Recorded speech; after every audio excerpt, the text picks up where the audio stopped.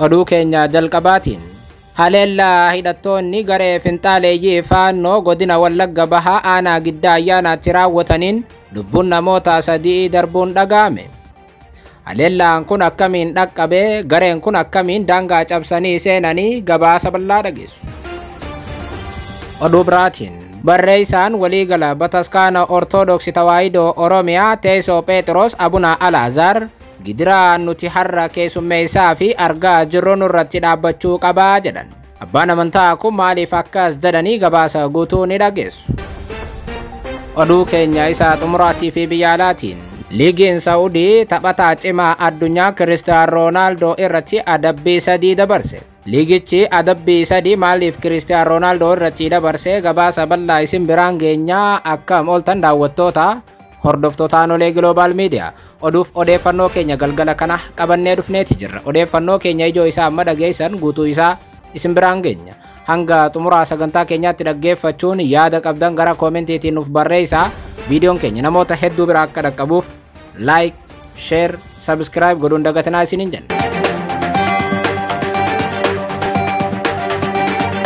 Oduu keenya jalqabaatiin haleellaa hidhattoonni garee finxaaleeyyii faannoo konkolaataa irratti raawwataniin imaltoonni 3 ol ajjeefaman. Haleellaa hidhattoonni garee finxaaleeyyii kun godina Wallagga Bahaa aanaa Giddaa Ayyaanaatti raawwataniin lubbuun namoota 3 darbuu fi 2 ammoo madaa'uu jiraattoota wabeeffachuun BBC'n gabaaseera. Haleellaa roobii dhaqqabeef qondaalli aanichaatii fi namni haleellaa sanaan mada'an hidhattoota finxaaleeyyii faannoo ta'uu himaniiru. Qondaalli aanichaa hidhattoonni kun walitti bu'iinsa saba Oromootii fi Amaaraa gidduutti uumuudhaaf kan raawwatamedha jechuun haleellaa gareen finxaaleeyyii Amaaraa raawwatan kana balaaleeffatan. Namni haleellaa kanarraa lubbuun hafuu fi madaa'uu BBC'tti himan kan biraa namoonni 3 ajjeefaman daldaltootaa jedhan. Hidhattoonni garee finxaaleeyyii faannoo kun mirga ummataatiif dhaabbannaa jechuun haleellaa ummata Oromoo irratti raawwatu. Gareen ummata tokkoof dhaabbatu akkamitti ummata tokko irratti haleellaa gara jabinaa akkanaa raawwata jedhanii yoo gaafatan gareen kun deebisaa hin qabu. Gareen jibba ummata Oromootii fi jibba sabaa fi sablammootaatiin guutame kun haleellaa wal fakkaataa keessumaa dhalattoota Oromoo irratti irra deddeebiin raawwata. Haleellaa amma ummata Oromoo irratti raawwatame kana ilaalchisuun ammatti hidhattoonni finxaaleeyyii kun deebisaa hin kennine jedheera BBC'n. Haleellaan kun aanaa Giddaa ganda Andoodee Diichoo jedhamutti raawwatames jedhameeti jira. Namni haleellaa kanarraa lubbuun hafuu BBC'tti hime Geetuu Jirraa namni jedhamu hidhattoonni kun jalqaba konkolaataa imaltoota deddeebisu eeganii akka dhaabbatu ajajanii jedha. Hidhattoonni kun afaan Amaaraatiin konkolaachisaa ajajaa turaniis jedhan. Imaltoonni keessa turan nu ajjeesuu hin dhaabin jedhanii konkolaachisaa kadhatanii jedha namni kun. Hidhattoonni gommaa konkolaataas rasaasaan rukutuu yaadata. Konkolaachisaan erga dhaabee boodaas hidhattoonni sun dhukaasa achumatti bananii jedha.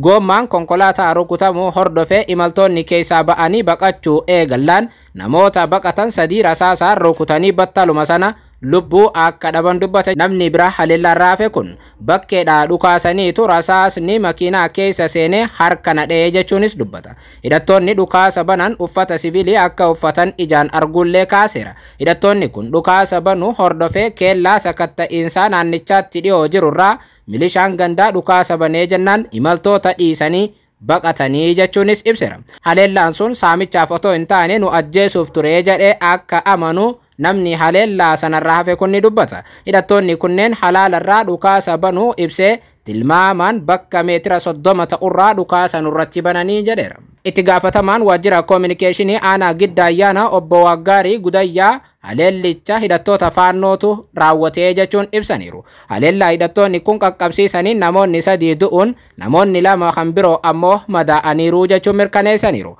Konkolaataan hawaasa deddeebisu haleellaan irraa dhaqqabe sun magaalaa Angarguuteerraa gara magaalaa Giddaa Ayyaanaatti imalaa ture kan jedhu namni kun taateen kunis guyyaa naannoo sa'aa 5tti raawwatee jedhan. Kanaan dura hidhattoonni kun haleellaa aanichatti qaqqabsiisaa turuu kan hime qondaalli aanichaa kun dabaluunis hidhattoonni kun walitti bu'iinsa saba Oromootii fi Amaaraa gidduutti uumuuf kana raawwatu jedhanii himan. Hidhattoonni kun eessarraa ka'uun akka bakka sana dhufan ammatti akka adda hin baafanne kan himu qondaalli aanichaa kun hidhattoonni kun konkolaatatti fuulduraan itti dhukaasnaan konkolaachisaan konkolaataa dhaabee akka baqatees kaasaniiru. Aanaa Giddaa Ayyaanaatti haleellaa hidhattoonni finxaaleeyyii faannoo raawwatan kun kan jalqabaa miti. Waggoota lamaan darban lubbuu namoota hedduun bakka kanatti darbeera. Manneen jireenyaa kumaatamaan lakkaa'aman finxaaleeyyii Amaaraatiin gubataniiru. Namoonni kumaatamatti lakkaa'aman qabeenya isaaniirraa sababa garee hidhatee kanaan buqqaaniiru. Bara darbee aanaa Giddaa Ayyaanaa gandoota Nageessootii fi Haroo Ayyaanaa keessatti haleellaa hidhattoonni finxaaleeyyii Amaaraa kun raawwataniin namoonni kumaatamaan lakkaa'aman ajjeefamuu fi manneen hedduunis gubachuu miidiyaaleen idil-addunyaa gabaasaa turaniiru. Gareen finxaaleeyyii Amaaraa daangaa Oromiyaa cabsee wayita haleellaa raawwatu kan hayyama kenneef mootummaa naannoo Oromiyaa ta'uu addunyaatu ragaa ba'a. Mootummaan naannoo Oromiyaa kan obbo Shimallis Abdiisaatiin hoogganamu pirezidaantii naannoo Amaaraa waliin ta'uun shanee balleessinaa jechuun hidhattoonni faannoo daangaa Oromiyaa cabsanii akka seenan hayyamanii turan. Kanaafis ammoo birrii miliyoona 100 naannoo Amaaraatiif pirezidaantii Shimallis kennanii turan. Ajjechaa naannoo Oromiyaa keessatti amma raawwatamaa jiru guutummaa guututti faannoon haa raawwatu malee kaayyoo mootummaa naannoo Oromiyaati.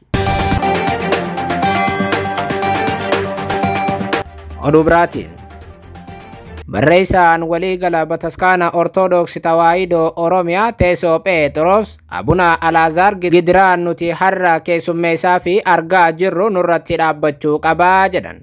Marii koree qindeessituu Bataskaana Ortoodooksii Tawaahidoo Oromiyaa Teessoo Phexros waliin kaleessa taasisan irratti ergaa ummataaf dhaamaniin kana kan dubbatanidha. Mootummaan naannoo Oromiyaa gaaffii amantoonni sirna ofiin of bulchuu gaafataa turanii fi jiran akka deeggaru ni gaafannaas jedhaniiru. Barreessaa waliigalaa kun marii kaleessa koree qindeessituu waliin taasisaniin ergaawwan ciccimoo amantootaa fi akkasumas mootummaa naannichaatiifis dabarsaniiru. Aarsaa fi wareegama baasaa jirtan kana akka salphaatti hin ilaalina kan jedhan Abuna Alaazaar dhugaan akka godoo gaara gubbaatti ijaaramteetii jedhan. Warra gatii baasanii bira ga'antu mana godhataa jechuun dubbatan. Kiristaanonni haqa beektan biyya keessaa fi alaa Sinodoosii Oromiyaa waliin hiriiruun caaseeffama manneen kiristaanaa keenya keessatti deemaa jiruu fi koreewwan ijaaramanii hojjechaa jiran waliin hiriiruun kaayyoo Sinodoosii Oromiyaa galmaan ga'aa jechuun ergaa abbummaa isaanii dabarsaniiru. Addatti ammoo kiristaanonni Oromiyaa keessaa furmaata waaraa fi yeroo dhumaatiif sirnaa fi caaseeffama warri Sinodoosii Itoophiyaa maqaa sabootaatiin ijaaramanii saboota balaaleeffatanii fi waraana labsan jalaa akka of baastan jechuunis dhaamaniiru. Mootummaan naannoo Oromiyaa gaaffii ofiin of bulchuu amantoota deeggaruu yoo dadhabe gocha ta'ee hin beekne amantoota sabaan Oromoo fi abboota hidhuu akkasumas ammoo gidirsuu keessaa akka harka isaa baafatus abbaan amantaa kun gaafataniiru.